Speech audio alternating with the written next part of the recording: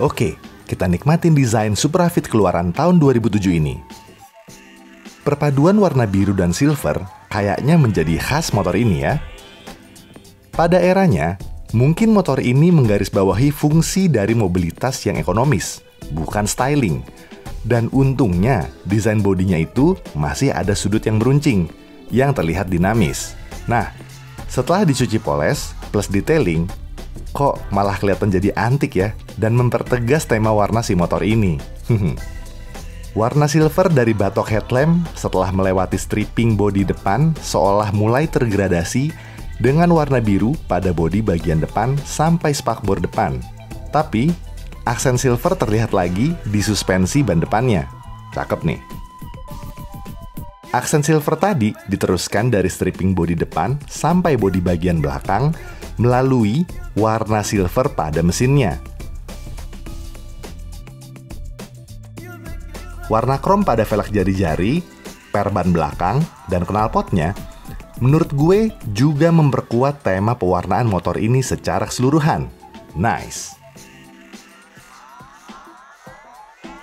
Kayak gini stripping bodi bagian depannya.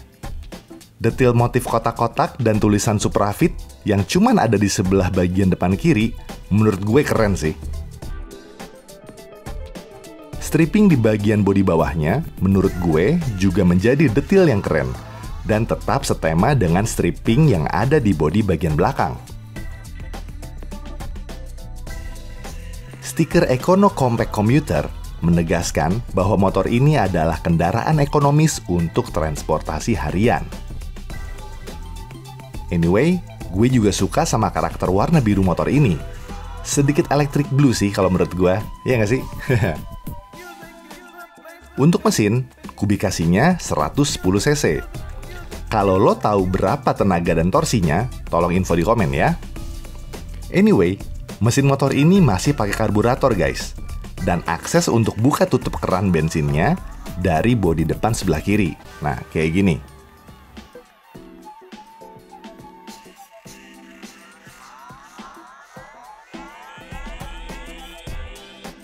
Untuk rem depan sudah cakram model ventilated disc dengan kaliper 2 piston. Dan untuk rem belakangnya masih tromol. Ban luar udah gua ganti, pakai FDR Flemo atau FDR tuh ya. Ukurannya ban depan 70/90 R17 dan kayak gini tapak ban depannya.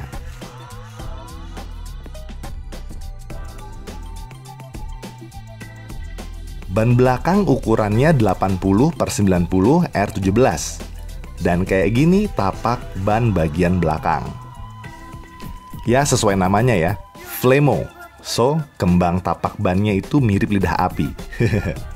Oh iya, untuk ban dalamnya gua pakai IRC. Akses bagasi masih pakai kunci dari bodi belakang sebelah kiri dan kayak gini isi di balik joknya. Ada tangki bensin, kalau nggak salah kapasitasnya 3,75 liter dan bagasi yang masih muat diisi jaket motor plus celananya. Pegangan untuk boncenger ini tuh dilapis karet dan nyaman digenggam guys.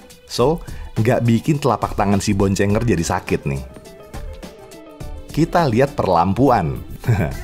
Lampu sein masih ada di batok headlamp, kayak gini nih. Dan semua lampunya itu masih pakai bohlam. Dan kalau nyala, kayak gini.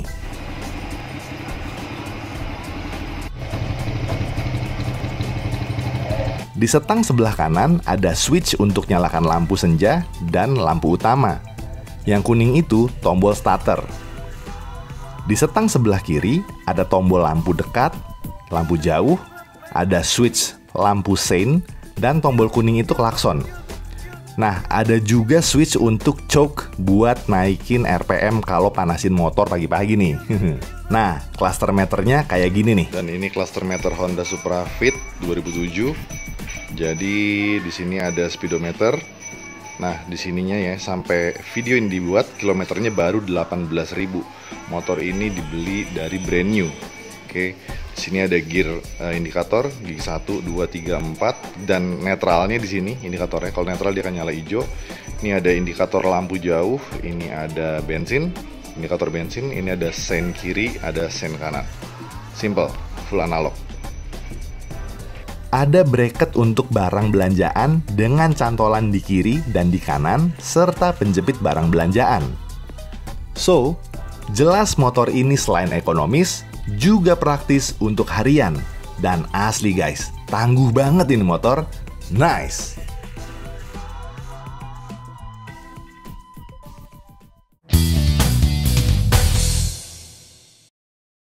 Oke, sekarang gue pengen sharing pengalaman gue make Honda Supra Fit keluaran tahun 2007 buat harian. Nah, jadi gini, motor ini tuh dibeli brand new di tahun 2007 gitu.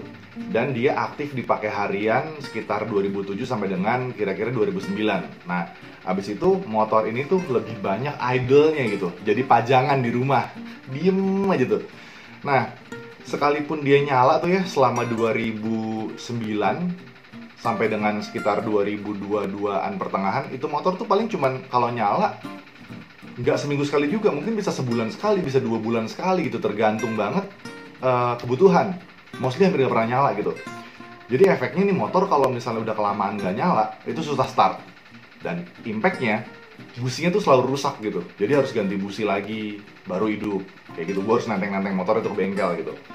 Terus efeknya itu yang gue nggak ngerti juga sebelum gue ganti ban belakangnya itu sering banget kempesnya lebih cepat dibandingin si ban depannya. Tapi setelah gue ganti ban, nggak ada isu.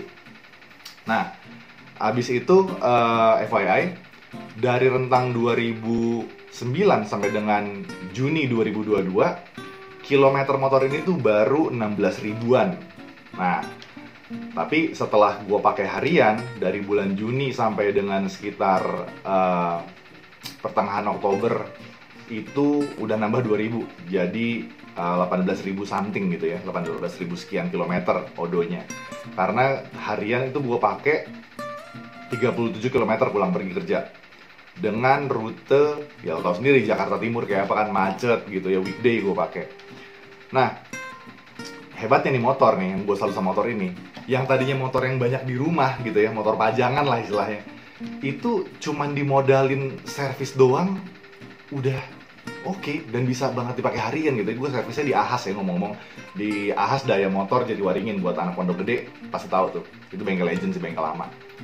Nah, jadinya yang gue lakukan adalah sebelum motor itu gue putuskan untuk gue pakai harian, gue ganti olinya dari bengkel resmi di Ahas. Habis itu gue servis karbunya, dan gue ganti rantai dan gearnya tuh, rantai sama gear belakang itu gue ganti.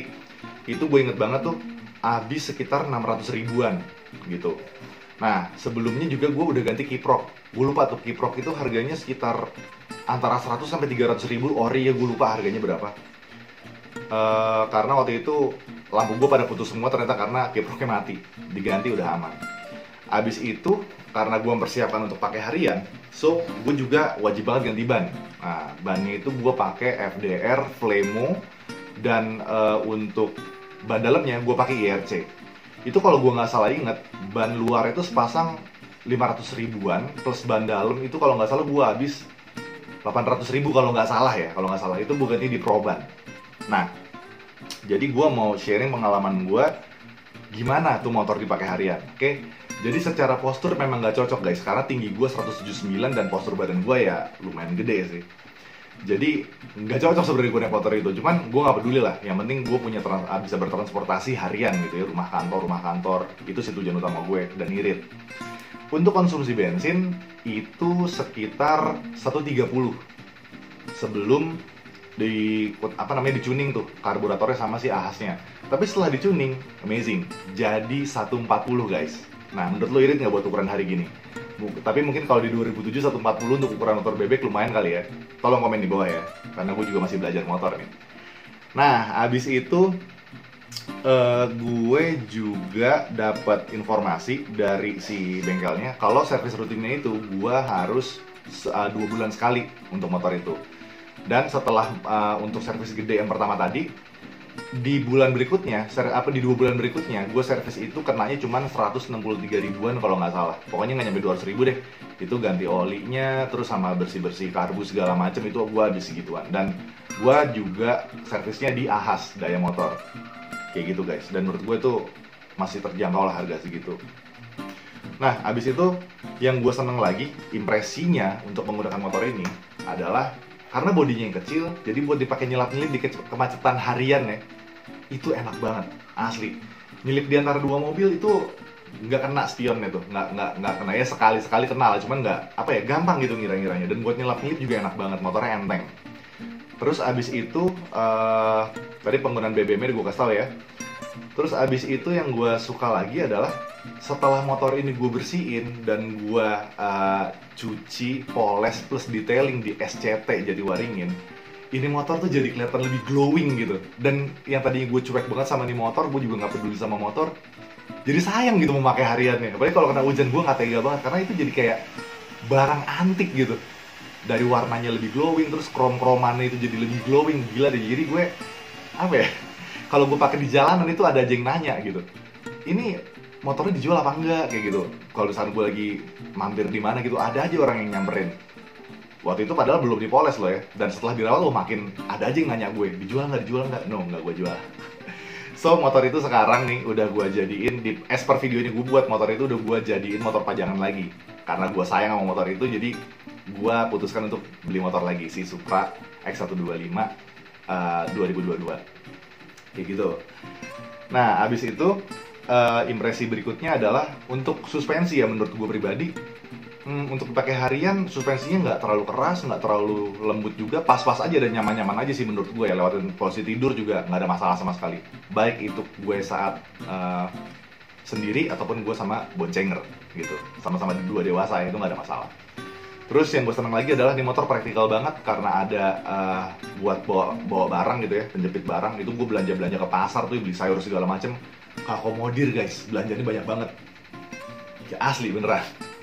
Terus habis itu yang apa namanya, untuk posisi duduk ya, karena tinggi badan gue segitu, jadi tangan gue tuh agak sedikit terlalu turun ya, tapi nggak bikin pegel sih ya, mungkin karena udah terbiasa juga. Jadi nggak begini gitu bawahnya, tapi agak turun begini gitu. Motor sport bukan gitu ya. Nah, tangan gue lumayan panjang. Terus habis itu yang gue senang lagi adalah untuk menjangkau switch dan tombol-tombol di stang bagian kanan dan bagian kiri tangan gue itu gampang banget. Khususnya untuk nyalain lampu sen sama klakson, itu menurut gue peletakannya pas banget, enak banget. Jadi mau switch sen kiri, sen kanan, mau klakson, itu gampang banget. Terus abis itu, nah gimana sih penggunaan si bannya? Nah, ban FDR Flemo ini kalau gue pakai harian, jalanan kering, jalanan basah, hujan gitu ya, itu nggak ada masalah. Karena gue juga pakai motornya juga normal-normal aja, bukan yang high speed atau gimana gitu.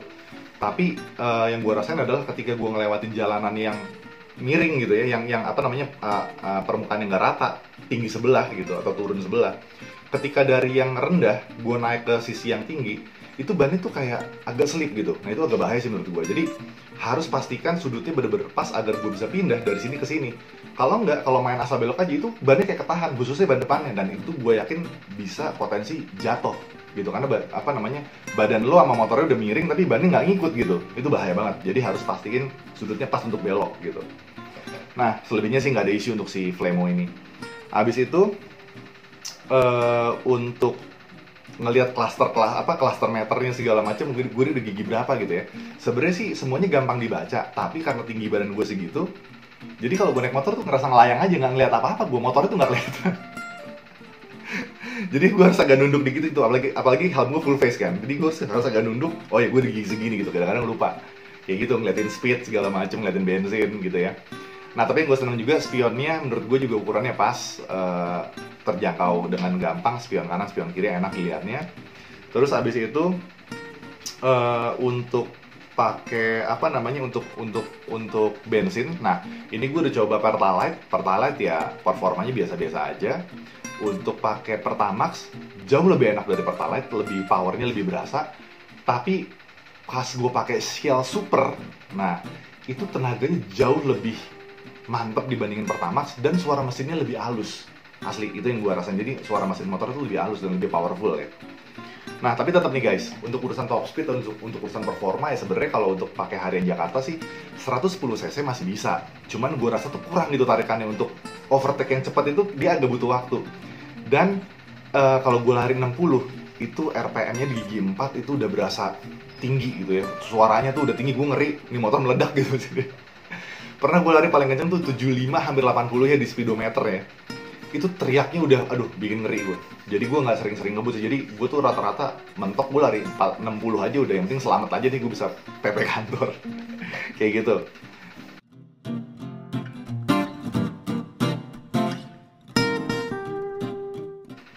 Nah, terus ternyata ya motor karbu itu, setelan karbu ternyata sangat amat berpengaruh guys. Jadi sebelum disetel sama si Ahas itu, tarikannya itu emang terasa instan gitu ya.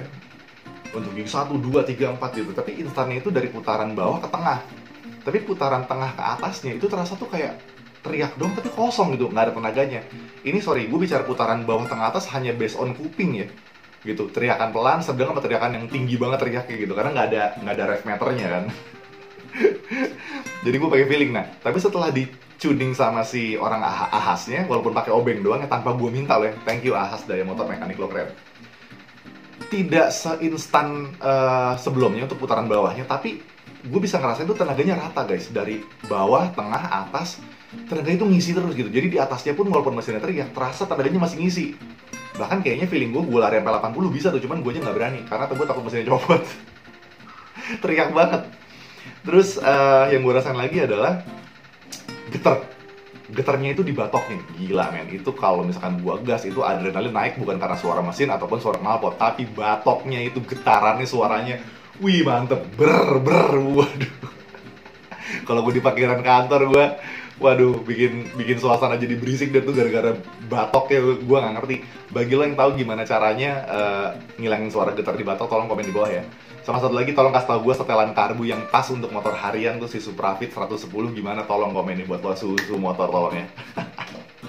Nah, terus abis itu yang gue gak ngerti lagi adalah ketika nih motor lagi parkir, tapi gue lupa nutup keran si keran bensin si karbunya, itu bensinnya selalu netes guys. Mau di rumah, mau di kantor, itu pasti selalu netes. Jadi gue nggak boleh lupa nutup si keran karbunya. Ini kan gini nih tutupannya. Kalau dia kebuka begini, kalau nutup tuh begini, gitu. Jadi harus dalam keadaan begini kalau misalnya lagi di parkir gitu. Nah terus abis itu yang gue suka lagi dari motor ini adalah ini gitu, tangguh banget, dimodalin dikit, dari motor pajangan udah bisa jadi motor harian kan. Asli, mau hujan, mau terang, panas, nggak ada masalah. Itu motor bukan motor manja, motor pekerja. Semua indikator nyala, kaki-kaki depan, kaki-kaki belakang nggak pernah diganti, dari baru. Masih oke performance-nya. Oh, dan untuk bagasi, buat kebutuhan gue yang cuma pakai PP kantor harian, itu masih muat banget untuk masukin jaket motor yang large gitu ya, two piece kan, jaket sama celananya, itu masih muat, tapi ya pas-pasan banget. Karena untuk pakai barang bawa barang-barang yang lain, gue pakai tas gitu ya, tas yang anti air, ntar gue share tas gue pakai apaan. Jadi gitu kira-kira yang bisa gue share ke ke lu tentang penggunaan motor ini. Ya semoga bisa jadi sedikit referensi buat lo ya. Mungkin lo yang punya Suprafit boleh sharing juga pengalamannya pakai gimana. Asli motornya tuh keren banget. Ya kita harus berusaha untuk motor ini Suprafit tetap fit. Tapi kata-kata fit itu pernah gue baca, nggak sembarang pasang nama tuh si Honda. Karena emang motor ini motor yang bukan motor manja ya, motor yang fit, yang dirawat ataupun enggak dirawat sampai jorok pun itu masih oke. Tapi banyak juga gue liat video-video Suprafit sedang tidak fit, ya mungkin karena perawatannya udah jauh di luar batas ambang toleransi si mesinnya ya. Jadi ya bengek waktu motor. Tapi anyway, asli Suprafit ini bener-bener nggak salah dia pakai nama fit. Motor yang tangguh banget, keren banget nih motornya, nggak rewelan. Oke, bagi lo yang punya Suprafit dan motor-motor lainnya, motor bebek khususnya atau Suprafit itu sendiri, share pengalaman lo di kolom komen ya. Gue Hari Nugroho pamit, sekali lagi makasih banyak udah nonton, komen, like, dan subscribe. Jelas itu merupakan dukungan yang luar biasa dari lo buat gue dan juga buat channel ini. Oke, sampai ketemu di video berikutnya. See ya.